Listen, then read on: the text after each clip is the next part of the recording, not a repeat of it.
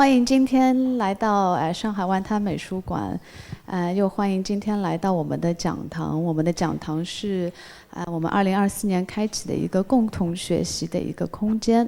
那我们今天在这里讲堂 host 呢是Claudia Comte， 还有我们的艺术总监朱小瑞inaugural 的一个 conversation。那么我们对谈的这个话题呢，是说的我们现在今天新启动的一个Claudia Comte 的这个项目，它是没有上没有下也没有左右。那么这一个项目的开启呢，是我们半永久占领计划的这一个计划呢，我们委任了Claudia 来做我们这个1到5楼在西边楼梯间的这样的一个墙上的墙绘。那么 Claudia 是现在生活于并工作于巴塞尔的艺术家，她从小是在瑞士的 Ula 山脉的这个森林中长大的，她的作品一直是围绕自然还有多重表现形式来展开创作和探索的。他的绘画和雕塑作品都受到自然界的有机图案的启发，通常是以大的尺度、场域的特定性，还有户外装置为主的这样的一个表现形式，直接和周围的环境发生关系。那么没有上、没有下、也没有左右呢，是迄今 Claudia 最大的一个楼梯间的项目。那上海外滩美术馆我们所处的这一栋楼呢，是建于1933年的，也是我们中国最早的自然历史博物馆之一。所以受这一段历史启发呢 ，Claudia 的创作也聚焦在一系列19世纪德国自然科学家 Ernst Haeckel 他的水母绘画，然后再通过一系列的数字转化、抽象化，形成了这个 Claudia 所称为 Bloom 的图文，在楼梯间，深入的探索海洋生物的形态，还有历史与记忆。那么 Claudia 她的作品呢，曾在世界各地的重要的机构展出，包括在巴塞尔的 Baela Foundation， 然后墨西哥 Puerto Escondido 的 Casa Wabi， 然后还有在沙特阿拉伯的 Desert X 的项目，然后其余我就不在今天一一列出了。那么和 Claudia 对话的是该项目的策展人，同时也是我们美术馆的艺术总监朱小瑞。那我们今天的对谈呢，它会持续40分钟，然后在对谈之后呢，也会有40分钟的问答时间。So my name is Extra Noel. I'm the artistic director of the Rockbund Art Museum. Today I think we are very honored to have Claudia Comte to open a new initiative at the museum called Semi-Occupied Initiative, where I invite an artist. Thank you. Where I invite an artist to look at the marginal spaces of the museum. Places where maybe they're very famous and people know about, but never really art kind of happened there. You know, it's like transitory space in terms of a staircase that people walk through by all the time. But it's just kind of a place that is anonymous, like you don't know what is happening there. So I wanted to kind of think about how we can give agency to the staircase, and also think about what we can do together with artists to think about what it means to kind of taking over a place and call ownership of that place. And for the special thing about the semi-permanent Occupy initiative is that we actually let the artists to decide how long they want the project to be. And we just had a conversation a few days ago, and Claudia told me that she wanted the piece to be up for 50 years. Because if the piece is above 50 years, over 50 years, that means it's permanent, because it's a semi-permanent initiative. So 50 years is the maximum. So I really hope that we can take care of this really fantastic work for the 50 years. And I just want to give this background story as we start our conversation today. Claudia and I actually met in person a few days ago, but we have been working together virtually for many years now. And That's right. When I saw her on the street, I was like, oh, we definitely met many times in person, but that's not the case.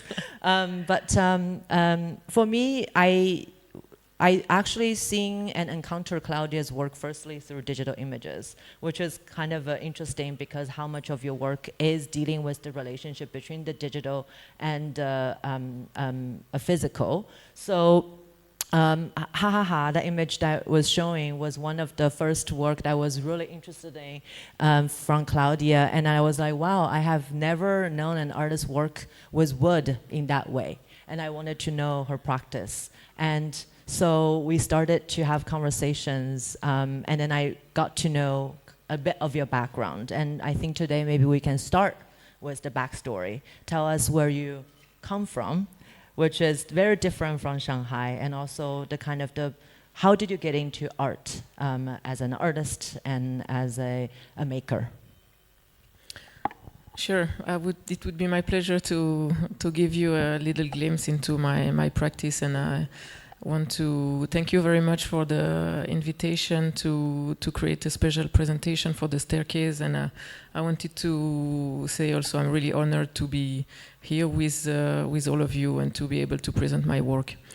So, as an introduction, to speak a little bit about my background and my childhood. It might be interesting to know I'm coming from Switzerland, the Swiss countryside, and this is I like to show this image because it's a bit like typical, I'm a typical Swiss country girl actually, and that's the way I grew up in this wooden chalet surrounded by nature and fields and forest and cows as well. We like to say in the village that there are more cows than people actually, which is true. This is one of my older brother, and I have been very interested to work with wood since a very early age because I have been surrounded by this material, and more than a material, there's living beings all my childhood. And I have this kind of close relationship with nature because I have been spending so much time outdoor in the forest and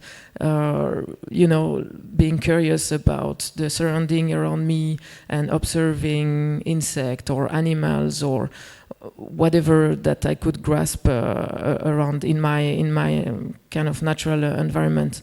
And having said that, it's funny because I have been also, like growing in the tiny village like that. We speak about 300 people village. There is a kind of boredom that comes as well. So it has been with my older brothers, we have been playing a lot of video game as well and looking at a lot of blockbusters, American movies and like science fiction, like Blade Runner that I was way too young to watch, or Hit, if you remember this horror movie, or Star Wars, obviously, or Indiana Jones, this kind of movie.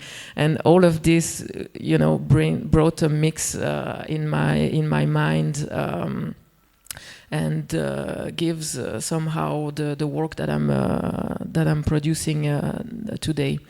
And in the background, you see a few images of the place in the forest that I'm still working into. That is close to my parents' place.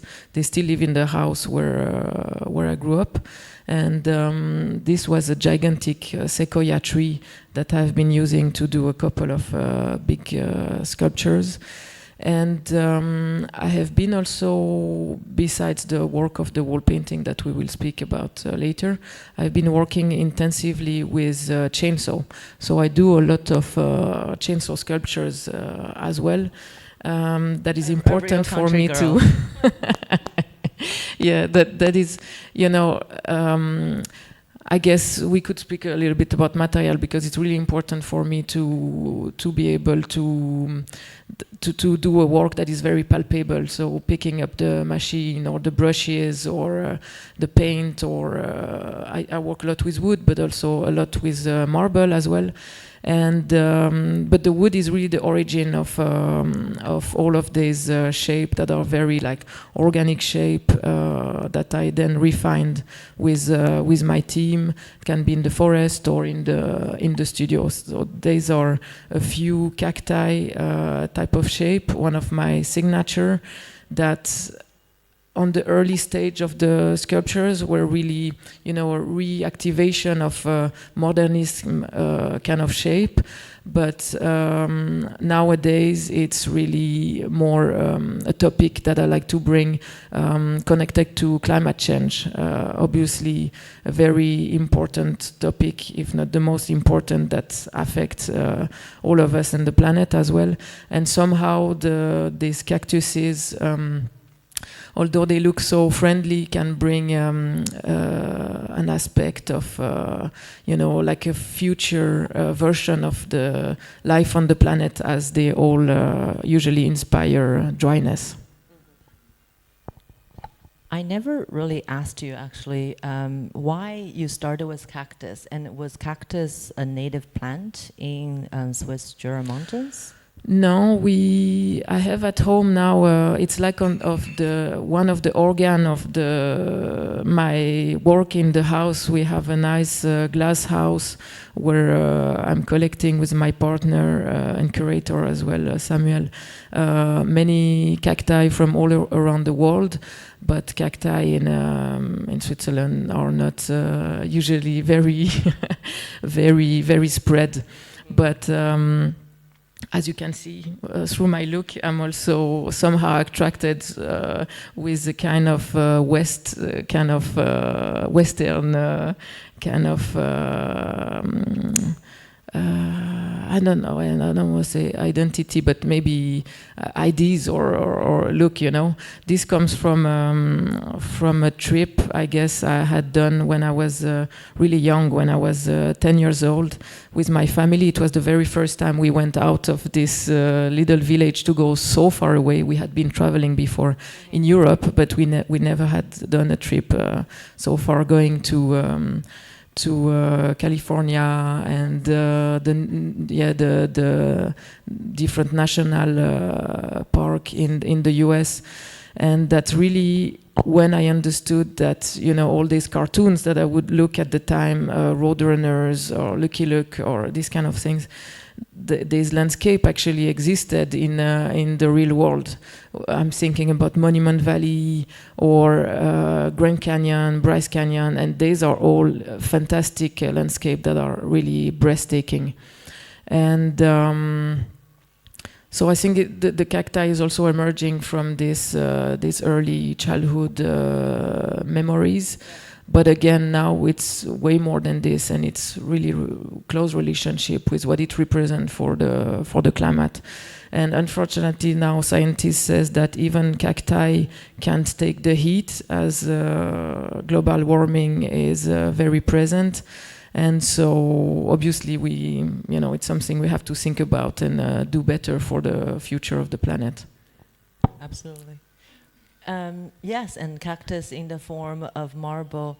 And what was your first wall painting? And when did you, because you obviously grew up in this very material kind of a training of hands-on making with the jigsaw, and just, it's less a conceptual practice when one approach about kind of thinking about producing art, because I think you went to a school which is very kind of encouraging of these cross-disciplinary exercises. I think that maybe also contributed to the way that you think about painting, which is quite liberating. So tell me a bit more about what was the first wall painting, or maybe what you consider as the first painting of yours. Yeah, the wall painting it's the first time I have such questions, so I have to think about it. It's a nice question. But I started wall paintings very early on. At the same time, then I started chainsaw sculptures, actually, meaning at the School of Art at ECAL.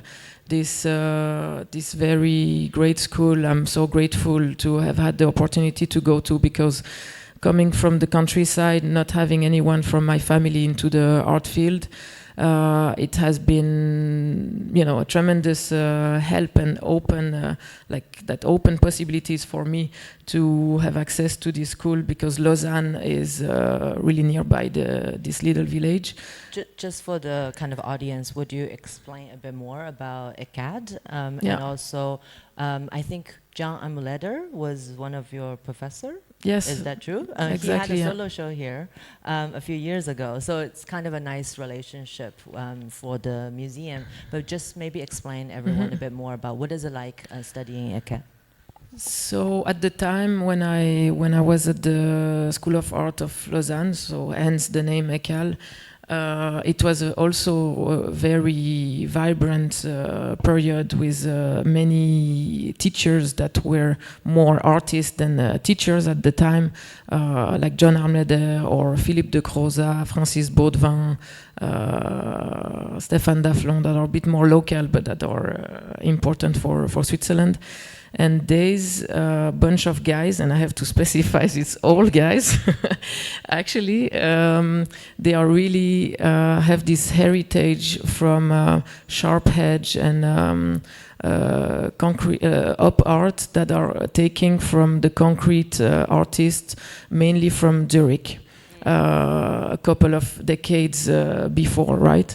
And so myself is coming from this school, and I have this heritage from these artists that themselves take it from the concrete Zurich artist. And so what I like to bring on top of this minimalism and concrete art is also humor, as you have seen with the onomatopoeia or the ha-ha-ha work.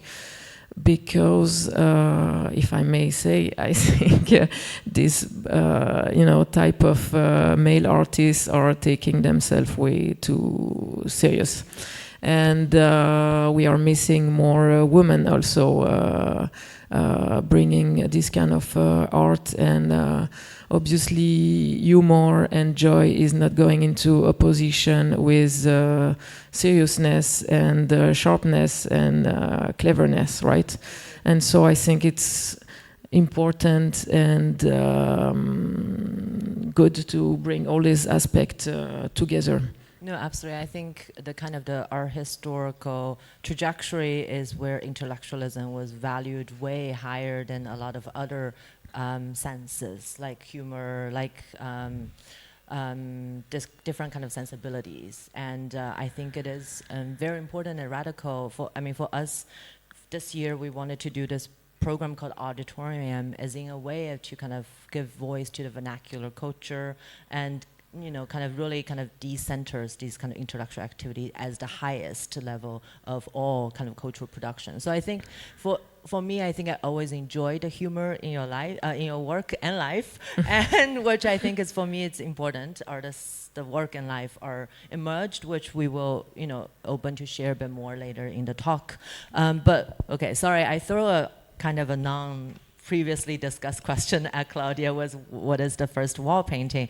But maybe it's good that you don't know where's the first, which means this is a practice that you just keep doing, and it become really a very important aspect of your work. So let's talk a bit more about this new commission and new site responsive work. I would like to consider your work site responsive rather than site specific, in a way that I think it's really kind of taking the site first and then consider how you want to approach it. Maybe tell us a little bit how you approach the staircase, which is pretty unique, I would say. And it's a bit complicated as well. And it's not a super straightforward. I was very nervous when I proposed Claudia the staircase because there's not a lot of walls. And I was nervous that it might be too complicated for her to take on this project. But you thought about it and then you decided it was a good challenge. So tell us about the process and what you think. So first of all, I really love to embrace complex spaces, and this is the first time I'm taking over such a space as a staircase and the two lobbies on the first and second floor. And what interested me so much is that, first of all, for a curator or a collector to be wanting to have wall painting, it takes a lot of courage because it's site-specific or site-responsive, as you said. and it involved a lot of care and a lot of work on site, and it touched the building itself, right? And that's what I love about it. And here we have to imagine it's obviously not just a flat wall. It's this whole staircase with that so many dimension, and all that is involved with the stairs, obviously, and the windows and the handrail and the lights and all of that. And so I wanted to have the visitors to hopefully get a bit lost, lose a little bit their sense of orientation, and be able to kind of float in the space. The whole gradient, having all of these colors that goes through a full spectrum of nice pastel and very soft colors, are very inviting, and this gradient is connecting really everything together, right? All these many different spaces and portion of the wall that create the staircase. And then in addition to that, you have these patterns. It's 11 patterns that I call blooms, that are really representing microorganism, or kind of flowers or suns, or what we like to speak about with X, jellyfish, because mainly it's like bringing people into the wide open ocean, where hence the title says there is no up, there is no down, there is no side to side. So it's the ocean, it could be the cosmos really, and hopefully we are bringing people in another dimension here in the staircase. Amazing. And also for me, it's also the digital space, which is really, you can't really orient yourself in it. When you approach a wall painting, from something that I read that you mentioned in the past, is that you will create certain kind of rules where that allows yourself to kind of follow the rules. For instance, the width of a certain lines, or kind of a certain structures. Was there any rules that you set for yourself for this particular work? Actually, a new, very important rules, because usually I always connect, I have lines going through the entire space. And now, due to the complexity of the space and the nature, it's not really about the complexity, but the nature of the staircase, I thought it would be more interesting to have floating elements, for all the reason I just expressed before. And so this is like going to another level for me, having the whole background as the gradient that links everything together, and not the lines, and having self-independent patterns that on all of them it's their little world, They you can see a little glimpse of two of them here. It's just iPhone photo, sorry for the quality, but you have seen the work before maybe. Anyway, all of these blooms have a vibrant gradient inside them, meaning the lines are going from a certain width to another certain width, and in each of them there is a morphism. So all of this creates a kind of a biodiversity within the whole wall painting, because you have a bright, a whole range of eclecticism through these blooms themselves. Some are smaller, bigger, some are cut into this or that direction, and they express something different. And by this, it's the same that happens for me in the series of sculpture that I create. I try to intend to create a certain empathy towards the viewer, as they all have a certain character as well. Fantastic. I love the kind of, now there's a biodiversity in, and it's true, it's quite different. Maybe we can also show some examples of previous work which give a sense of the true kind of break that we have from the previous work, which we can tell from here. Maybe tell us a bit more about some of the other works. Sure. So this was the show at Castello di Rivoli in Turin, a beautiful museum in Italy. And this wall painting was called the Dancing Algae.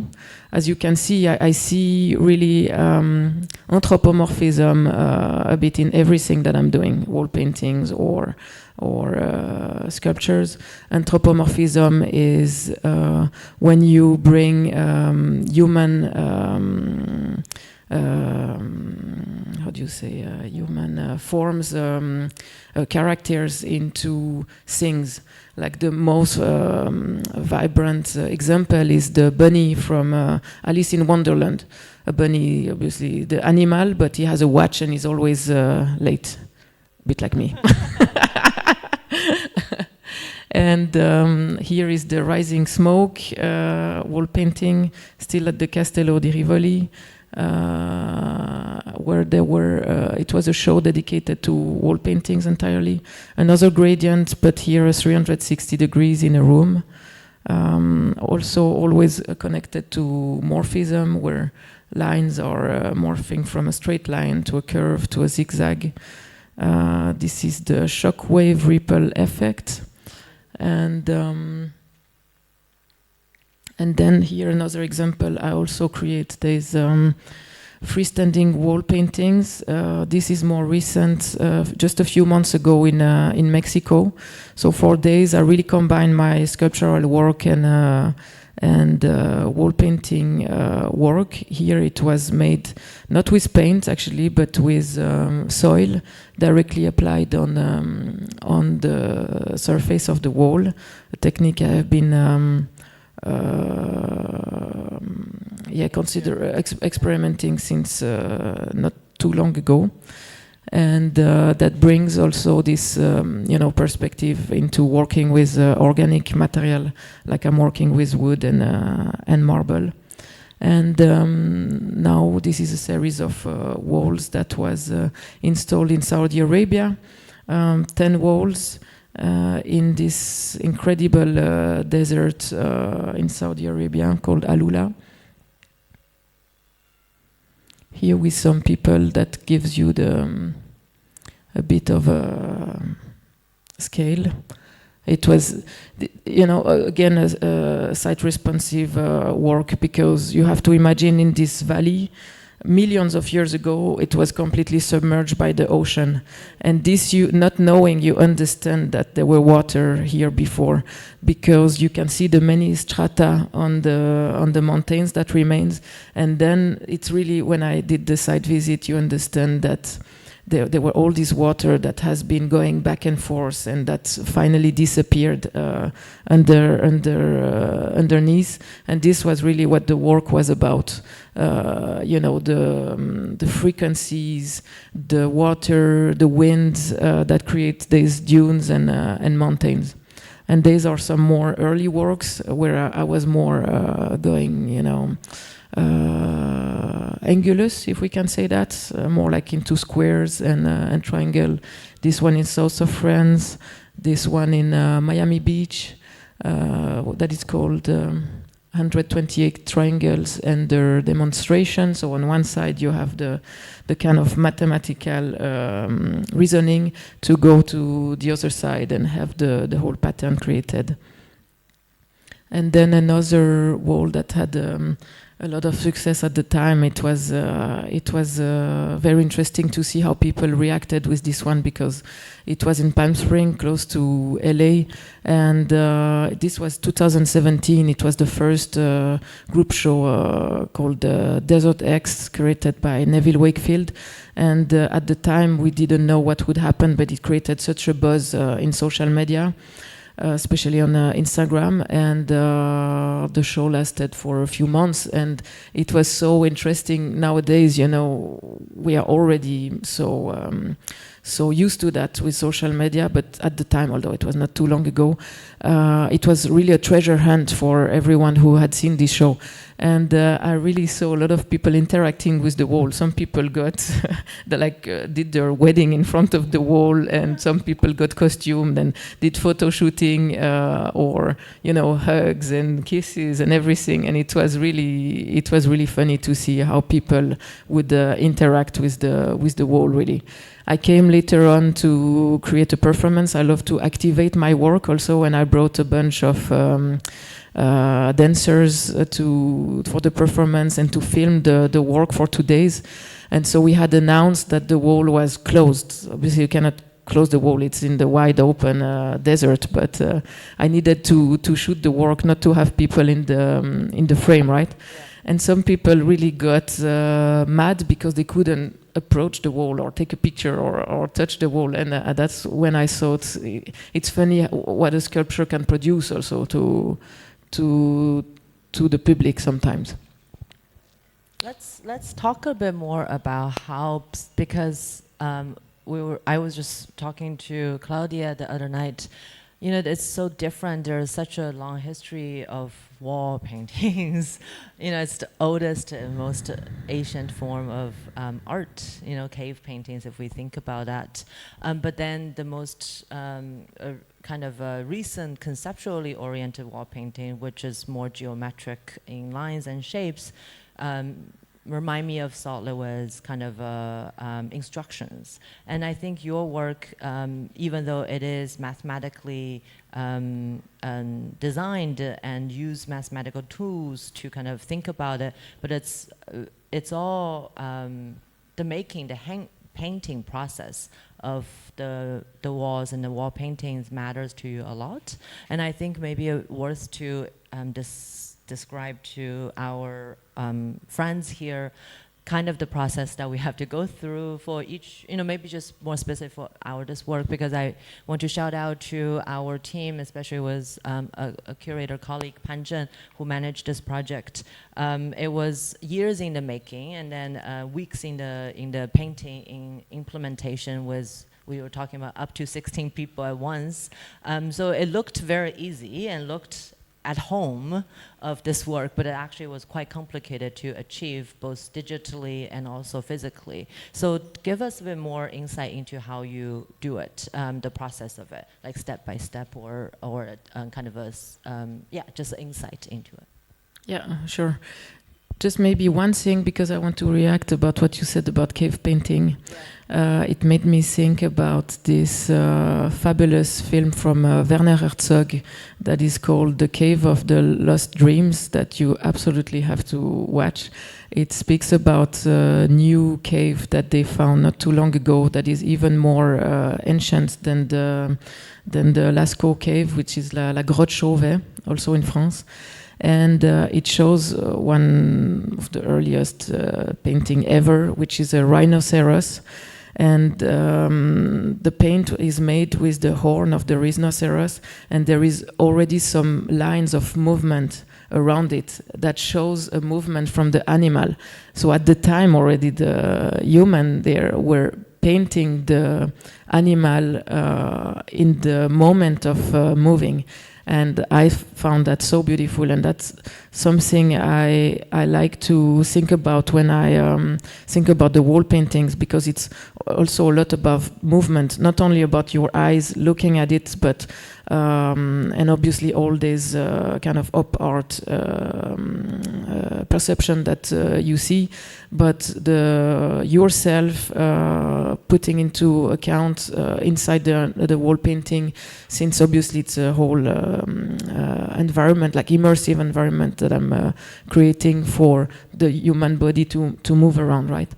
And about the process, I like to think somehow about me like like how do you say, a conductor of creating like a concert, because this work, it's impossible to realize alone, and thanks God, it's a collective work with many people, many painters, people from my studio, people from the institutions, young artists, students. And this is very important for me, the transmission of knowledge and sharing of moments and knowledge and doing something together. And especially this one here has been really a success, because I think our both team got along very well together, and we had a lot of fun and beautiful moment, although it was sometimes very challenging. You might have seen already that we have been painting over the moldings of the historical building, which was thanks to the government to give their go on this. Beautiful thing for me to go across historical architecture, really. And so, it starts first into the digital realm, really. So I work with the plans that are, in this case, were given to us, and everything is made with the computer-generated program, and a lot of animations to see it all in the digital. And a lot of printing also, and lots of research.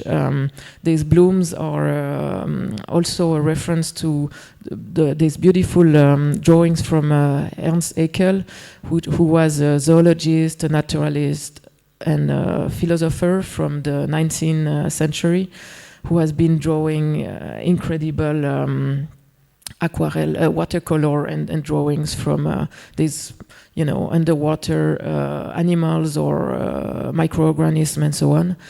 And so research, drawings, digital, and then we go into cutting sheets of vinyl. Vinyl is like a big sticker sheets that a machine is, with the help of the computer and the files, is cutting the shapes that we want to paint.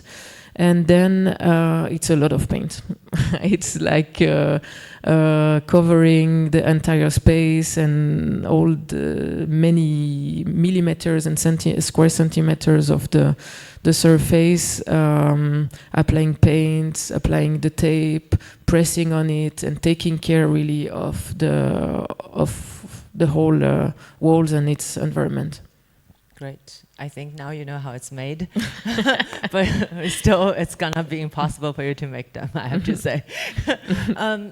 Tell us a bit more about, because for me, research actually is really major for you, even though sometimes your work represent very different from other artists who are research artists, where the work, the representation of the work, maybe it's more video essay, but actually research matters to you a lot, and you've been thinking a lot about knowledge of the nature, knowledge of trees.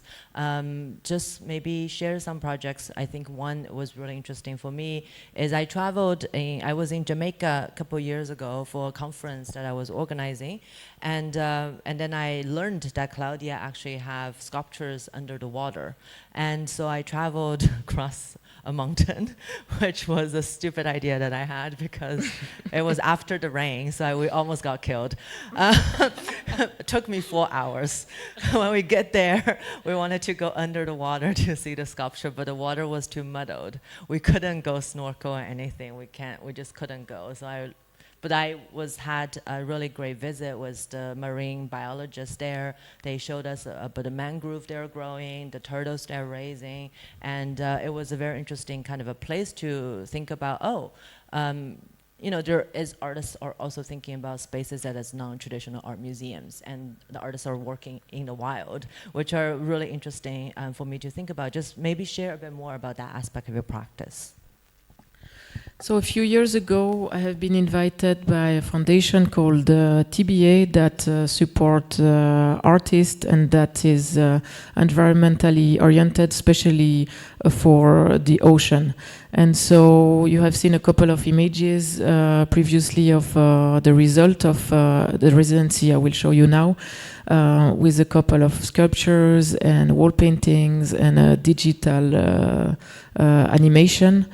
That was shown at the Thyssen Museum in Madrid.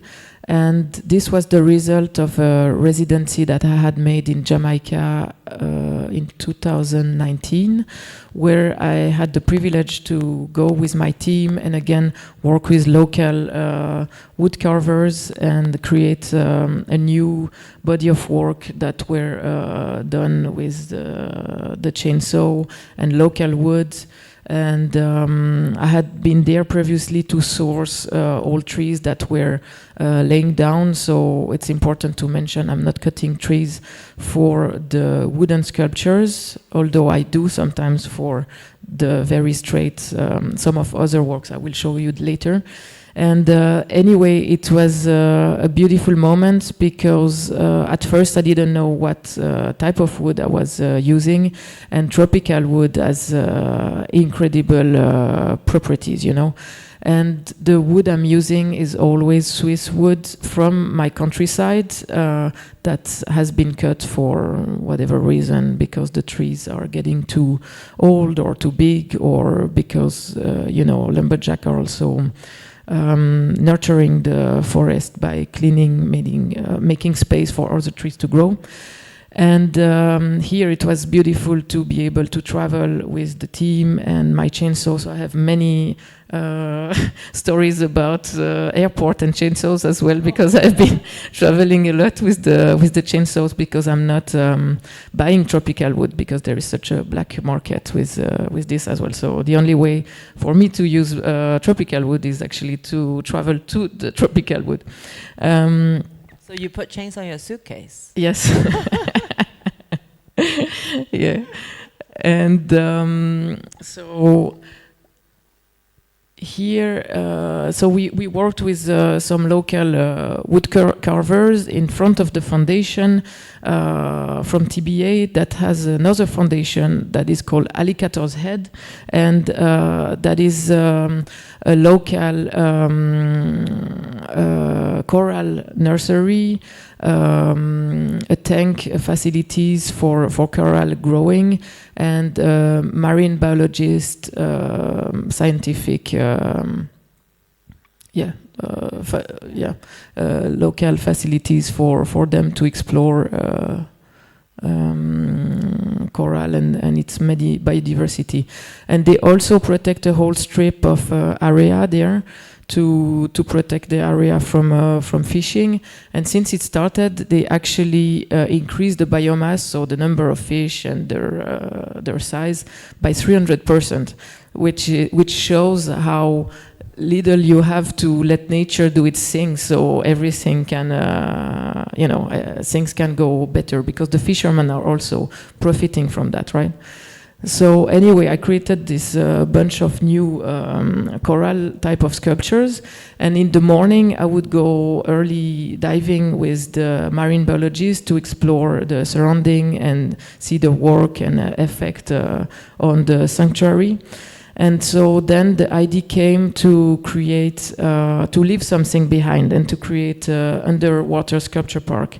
And so to use the cacti shape I had previously done in Switzerland, and with the help of the 3D scan, recreate the same shape out of concrete, a special concrete that can live under the very salty water of the ocean. And we installed a family there underwater to create actually habitat for new corals. So as we speak, the marine biologists are growing little baby coral into their tank, and we are implanting them on the surface of these sculptures. And obviously That's a very special installation requirement. this was insane. Yeah, I mean, you require tech divers. I heard it's the most well-paid job on the planet. I don't know. I don't know if that's true, but it was actually incredible to see these guys fixing the sculpture. So now anywhere where I go to install and people complain about installing a sculpture, I'm just thinking about this installation, because you know how it is in the water. When I started to dive, the dive master told me, now you have to find your inner turtle. And I thought it was so cool to hear that, because everything comes with a delay, you know, you cannot turn your head so fast. Everything is going very slow. So it's the same in the water. They have like massive tools and drilling machine and stuff, and they drill on the seabed, and everything is heavier, and they have the scaphandre, and it was insane, really. And this is Francesca Thyssen, the collector and initiator of the foundation TBA. And this cactus is funny, actually. It's called Eric from my dad, because something I have to mention is that to the main sculpture I always give names as well. And this one is my dad, actually. And this was me free diving and installing with one of the tech divers, and some photo under the water. And now the work is still under the water, and then it actually helped coral to grow. And it's kind of interesting, you know, to not think about art being useful, but actually is leading a positive impact in a way that it's not like. I think it's important to kind of think about where is that, you know, what is the meaning of doing a project like this? It's not just a simply, okay, it's not for a particular, it was not an NGO type of event that where you wanted to deliberately create, but it was a poetic injection into a space where maybe possibilities could happen. It was not the goal, right, to have the crow to take on, but actually maybe it was a surprise that the crow actually started to intermingle with the sculpture. I'm always very curious about, you know, this kind of the artist's position in these kind of environmental change initiatives. Yeah, it's really to open the dialogue and to create awareness, because these images are, I think, quite strong to see a cactus underwater, and anyone would wonder what it means exactly, the cactus representing dryness into the wide open ocean, and obviously thinking about the surface of habitat we create to the coral. This is not going to save the situation, but it's so important to speak about the problem of our time. And usually, you know, because we have all the data, and scientists have a really hard time to communicate about the problem. And I think as an artist, it's my duty to speak about the problem of our time, and we might sometimes have another way, maybe more poetic or in a more metaphor-like idea to spread ideas. But having said that, it's also important, I think, that we create, you know, joy and beauty, and it's not the idea to point the finger, because I have no meaning of that, but to really expose and speak about the problem, really. I think the time probably. Yeah, I think that's a good moment to take a pause, and then we open to the floor, so everybody can ask questions. So maybe if there's questions that you can raise your hand. 大家有问题的话，现在我们可以可以用中文问。没有问题的话，你们可以想一下。我想让他给你们看一下他的工作室。So as they deliver on a question, which they will, let's look at some of the images of a studio, which I think is always so interesting to see how artists work and live in terms of, especially in relationship to nature. I think you live in a countryside where you experiment so much about biodiversity in your own backyard, which is very interesting. Here you go.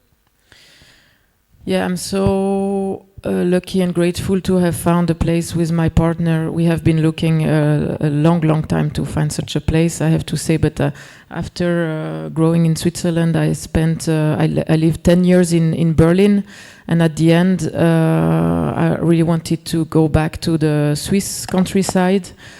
And we looked for a place around Basel, since Basel is the best city in Switzerland. Now it's a very beautiful city with an incredible range of cultural institutions, beautiful museums, and since my partner is a self-employed independent curator, also working for Art Basel, we have really a nice community and friends around Basel. And obviously the time during Art Basel where the whole art world is coming during the fair is always very interesting to invite everyone at home. And anyway, the place where we are living is about 20 minutes outside Basel in the countryside. And we found a place where we can live in a self-sufficient way, meaning that we have a solar panel on the roof of the house and the studio to produce electricity and the warm water. And we have a biotop and a septic tank. And we have water from our own source, so we are not connected to the village in this sense. And what is the water source? It's coming from the ground. Yeah. So it's the river, the rain, and yeah. And we really took over the dream house and project from the previous owners. So this is really how we found the place. So it was completely past our expectation. And the first time we visited the house, it sounded like they had done the house for me. Actually, it was incredible because it's full of these beams, wooden beams. Like you can see in the greenhouse. That's the greenhouse I was speaking about with the cacti, and it was incredible to see that. And we are still very close with the previous owners that had to come many times and give us so many tips and help to how to entertain and maintain the house. Although it's not so much work, but you have to get to know it. And they had won some prizes at the time when they built the house. And you can see here in the back, it's my studio actually. And they won some prizes because they created this vegetal roof, as you can see, completely green here. And we arrived there end of December 2019. And obviously the pandemic started a few months later. So our first spring we spent locked down in here, and it was incredible really, because it really activated so many souvenirs from my childhood, because there were so many insects around the place because it's so green. There are so many flowers. The previous owner is also an indigenous plant specialist, so she has been planting so many things we never had seen before, although it's all come from Switzerland. It was incredible. And it gives me, it still gives me an amazing feeling, because as we know now, 80% of the insects disappeared from the surface of the planet, and we tremendously really need insects for the whole biodiversity to be part of this whole chain of other animals eating insects and other animals eating these animals. And anyway, I love all type of animals, and there were so many bees and butterflies. Again, it was beautiful to see that. That's why I'm so grateful to be in such a environment. And here in front of the studio, you can see one of the marble coral that was created after one of the wooden one. So again, a glimpse into a digital realm, because I 3D scan the wooden sculptures, and then a robot is doing the exact same shape that we have done out of wood, but out of marble, sometimes in different scales. So yeah, this is the studio, and this is in the inside. So the studio is a few meters away from the house, and it was a sheep barn previously. So it has been quite a challenge to create the studio inside, because it was basically like building a house inside a very rustic barn.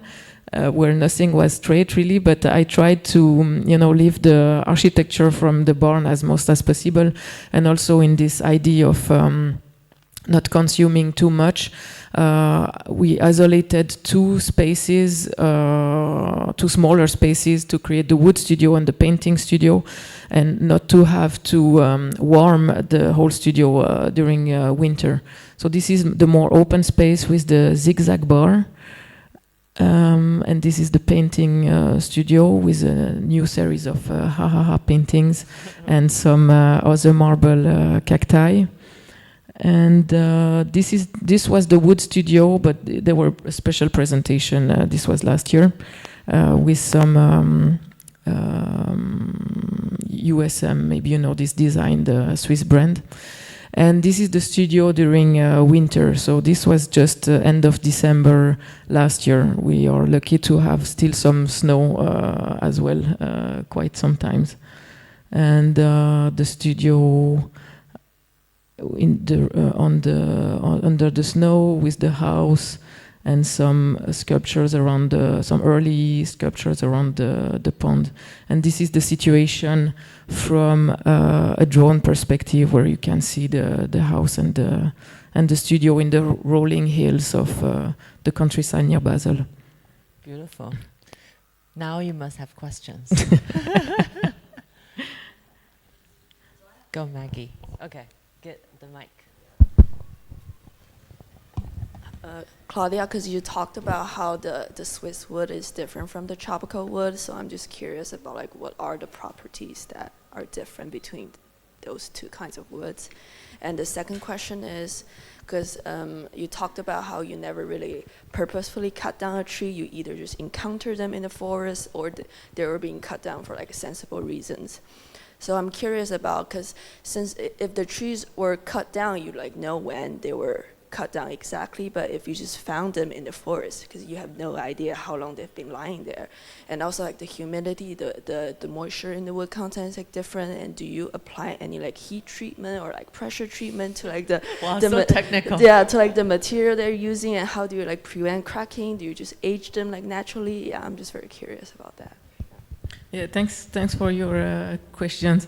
So the first one, so the Swiss wood is like noble wood, right? I use oak, I use a lot of fruit trees, cherry, pear tree, also chestnut, and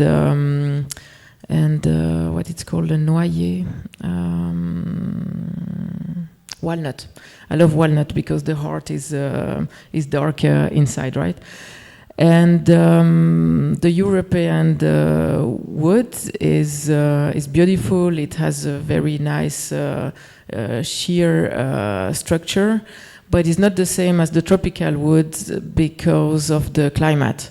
So tropical wood receives so much humidity and water and sun that it makes its density way more imposing. And in this sense, it has, it's like even more precious wood, the tropical wood. It has like beautiful sculptures and colors.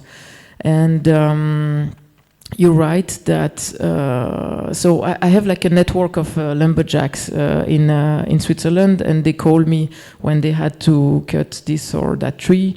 So and everything matters really, you know, the moon going up or down produce something on the tree depending on the time of you when you cut it, and if the tree grew up next to other trees like him or other trees but not like him, or if there were a river, if there were a drought at some point, if it's the climate, obviously it rain a lot and all of that. And what is so fascinating about this is that everything is described into the life of the tree, so these rings.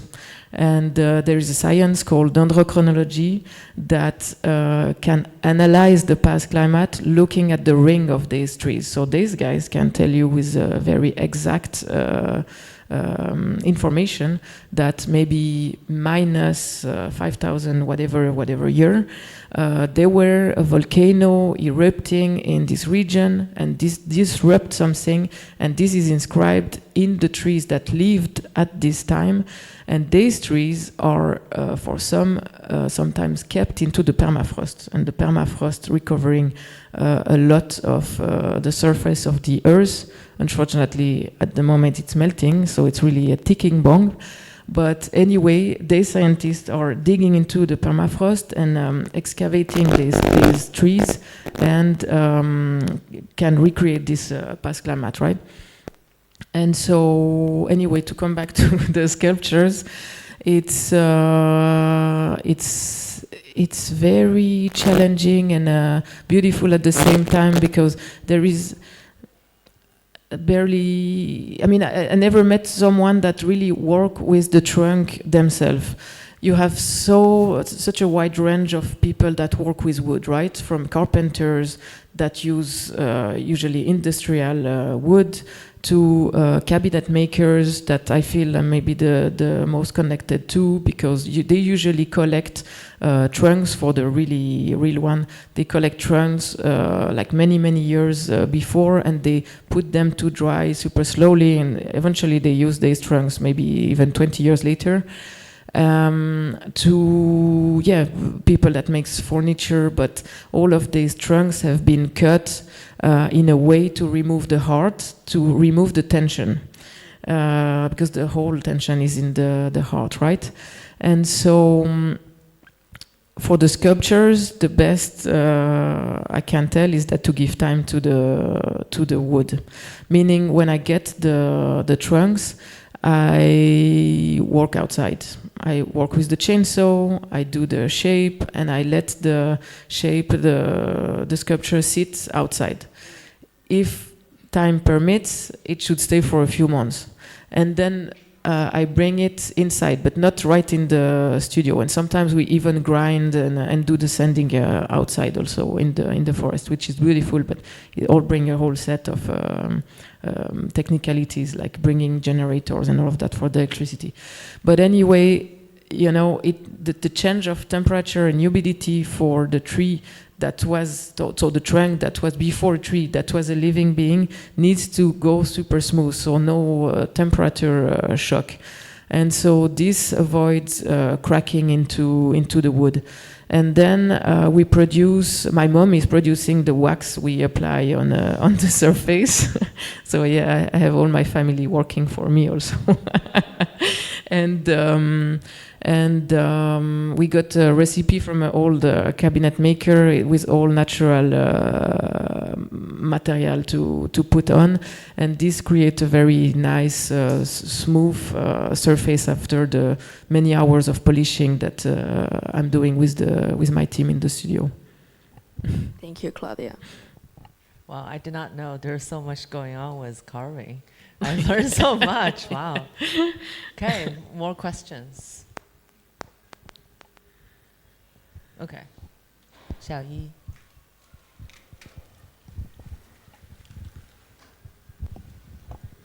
Thank you. I'm very interested in the work, Claudia, you made under the water, like to help the coral grow. Because for me, I find that kind of like very extend the the usual situation of an artwork in a gallery, and kind of it has a function, like not for people, but like usually I will align this kind of activities with NGO, like environmental NGOs. So that's kind of an interest in how do you, or have you ever considered, or you have been invited to collaborate with NGO, or kind of you open up, like this is maybe not an artwork, but it's kind of an object that could be maybe massively produced, like to be put into more like sea areas, kind of to put, yeah. I guess before you answer, I just want to point it out. It's interesting that you think that the artwork cannot do that, right? You think that artwork, once it has that function, that it's no longer the artwork. It's interesting. I want to debate about that, but it's something I'm also thinking about. I think it's more like about the distribution and position, because I feel like the system would be different. The art system would have to change to serve that function, like to be massively more like distributed. Yeah. But I think they can still be artwork, even if they don't follow the art distribution system. Yeah, I agree on right? that. Yeah. But it's more like the way of how do you collaborate and how do you position that? Yeah. But I think that was kind of my question too, is what is the difference from being a kind of being a creative project that impact climate change or impact kind of activities towards climate conservation, and what is kind of the discourse where contemporary art discourse typically have. I think what I will say, the TBA, the stuff that they initiated, they really don't consider the contemporary art field as a field that that matters in a way that I think they're looking at much bigger conversations. I think one of the reason they do this kind of projects, they wanted to think about how artist scientists and climate activists can work together, rather than kind of having a particular single authorship of what is what. And I think one of the earliest collaboration you had with them was getting on this research trip. Maybe you can tell Xiaoyi a little bit more about that expedition, and also how the relationship that you had with them was way longer than just producing that sculpture for the underwater. Yeah, sure. It started with my relationship with TBA, but it's an interesting question what you have been asking also. I guess in general, the art world or this type of action, it interact more into creating awareness and on intellectual level, I guess. And the NGO are really acting on the field. And I think it's possible to merge both, and there are also people that merge both, like TBA. But having said that, I guess it's, the work from the NGO is a very serious one and such an important one. I'm thinking, for example, now about Sea Shepherd that you might know, which is a groupment, now it's worldwide. It's basically pirates stopping or attacking other pirates. Overfishing, there's massive boats that are getting fish in areas that are protected, and it's the wide open ocean is a very vast space that is very difficult to control and to apply law, and thanks to NGO like Sea Shepherd that was founded by one of the early founder of Greenpeace, actually, the Captain Paul Watson, which is a fantastic man. They do a tremendous important work on the field, right? And so with TBA, it started for me a few years ago, going on the field as well in New Zealand on the boat of the foundation. And it was really spending time with other artists and curators and writers and developing, but again on another kind of meta level, works and thoughts about the ocean. And following that, there were the TBA also has a beautiful space in Venice. Next time you might go to the Venice Biennale, called Ocean Space, and they also invite artists to reflect on ocean and the main topic from that. And so I had done a series of performances there, and later on the residency that led to the show, that led to the underwater sculpture park. So this foundation, like TBA, has been an incredible step for me, because they permit artists like me to meet scientists and to get information from the scientists, which is so crucial to understand the world around us. Thank you. Oh, you have one too? Thank you. So first, I want to say you have a really fabulous, studio. It's like a dream. Fishes, but I'm also wondering, because the form also look like flowers, so it's very abstract actually. So how the question is more related, technically, to understanding how you transform like jellyfish to such kinds of the form. Yeah. Thank you. Yeah, it's really taking inspiration from the many patterns found in nature. I'm thinking, of an endless pattern from a pine cone. You see, when you look at the pine cone from the top, for example, there is this spiral that goes on and on and on.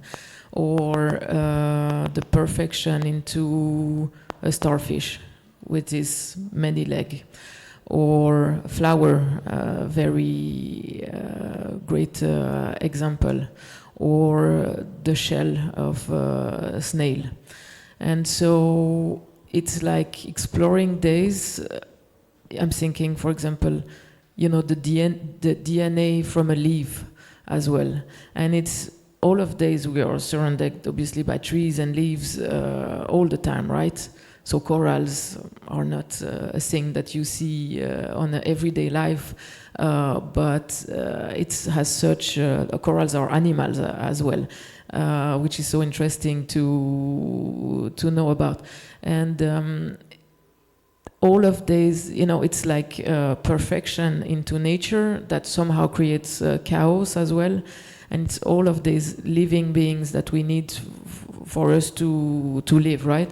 Scientists really like to say that 50% of the oxygen is produced by the forest, and the other 50 is produced by the ocean through photosynthesis, through the leaves of the trees, or the algae and the blue light from the sun. And that is also why I'm exploring these many shapes in my work, recreating abstract shape of corals, getting a glimpse, going to dive, looking at books, looking at Ernst Haeckel, many beautiful drawings.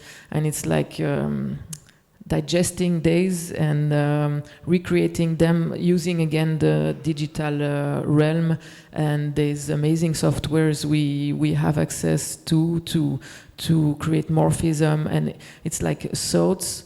It's impossible to draw this bloom by hand. No one can do that. They have a mathematical perfection that only the computer can generate. And that's why I'm so grateful to be able to go to the digital realm and give orders to the computer, or a set of rules, as we were speaking, and then the computer generates these. And it's a mix of all of that, actually. Thank you. Great. Okay, now we have a lot more questions. Thanks for sharing, nice work. So I have a odd question. So like all these art pieces, it looks gigantic. So after it served a particular time to the public, where do they go? Where is their destiny, Yeah, so it will really depends of the nature of the works. So the wall paintings, now we know this one is gonna stay almost forever, so we will see. But wall paintings are generally erased or painted over, so they are ephemeral. And for the wood sculptures and marble sculptures, but the wood has a lifespan that I don't know, I cannot tell you yet really. But for the marble sculptures, you know, the marble has been created millions and millions of years ago. During millions of years, there is one thing that is also beautiful to try to represent themselves also, is that some of the marble, the white especially, is actually crushed shell, like tiny little animals that was put together on the bottom of the ocean that took so much time to create the seabed, and at some point with the tectonic plate moving, it created these mountains that were carving since the Roman time or Roman Empire or so. And that's also why I'm representing some of the shapes or corals out of marble, because it's creating a full 360 degrees of, you know, using the wood that obviously growing up the earth, creating the shape, going through digital realm, going into robots and marble, and then showing this piece on the ground. I mean, for most of them, unless the except the underwater sculpture park. But since I'm using for most part natural material, you know, it's like taking into account material and to give them a new shape. So there is some type of recycling, but usually I like to keep my sculpture, and I'm hoping, you know, museum or institution or collectors also obviously keep them. So yeah. Good homes. Good homes. Hello. My question is more on an emotional level. I think since you're working, obviously the work that you're doing is extremely important and extremely relevant and impactful. As an artist, how do you find that balance between actually altering the environments that you're working in and conserving them? Like, what is that balance, and how do you strike that balance? I guess specifically speaking to the ocean project, if you're putting something into an environment that wasn't naturally there, I guess it's altering the environment, but then you're creating something that's extremely impactful. So I guess personally or emotionally, how do you strike that balance?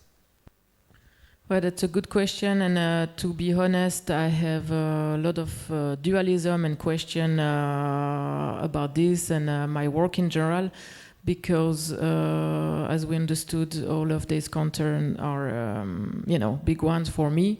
But when I produce marble sculptures that are also really heavy and that we ship overseas, that brings a whole set of questions, you know, speaking about nature, but also using fuel to transport and install these sculptures. And I really try my best to be as close as possible from my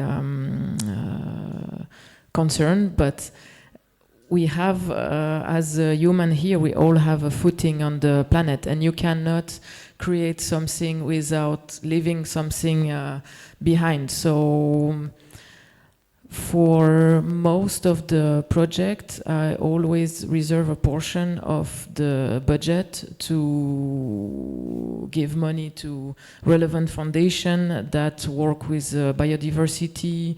I have been replanting many trees also. I started first in Switzerland, and then I thought it's more relevant to go into more tropical area, although all trees on the planet are important, but it's just so fascinating to understand that, you know, old trees with big leaves are getting absorbing way more carbon than young spiky-like trees, like Christmas-like trees from Switzerland, you know. So there is all of this knowledge that yeah, I mean, it's really big, and it's so vast and interesting, obviously. And I try to combine all of this and do my best through my work in general. Yeah. Thank you. Great. I think we can wrap this up. I just want to say that Claudia's work in kind of a curatorial perspective that really helps us to tie together our spring program, which is really focused on the building, the history of this building, which was built for the Royal Asiatic Society, which was the first natural history museums in Shanghai. And then in the fall program, which the 3, 4, 5, 6 floors and 7 floors will be hosting an exhibition by Lyndon Johnson where the Pacific Ocean will be the center of the focus. So a lot of these environmental concerns and discussions will be back again in the next exhibition. So we can continue to have these conversations. We all believe it's very important and meaningful topic to have in-depth conversations. So thank you so much for the great, fantastic conversation, and thank you so much again for you and your entire team's dedicated effort to bring this work here. Thank you so much. Thank you, everyone. Thanks.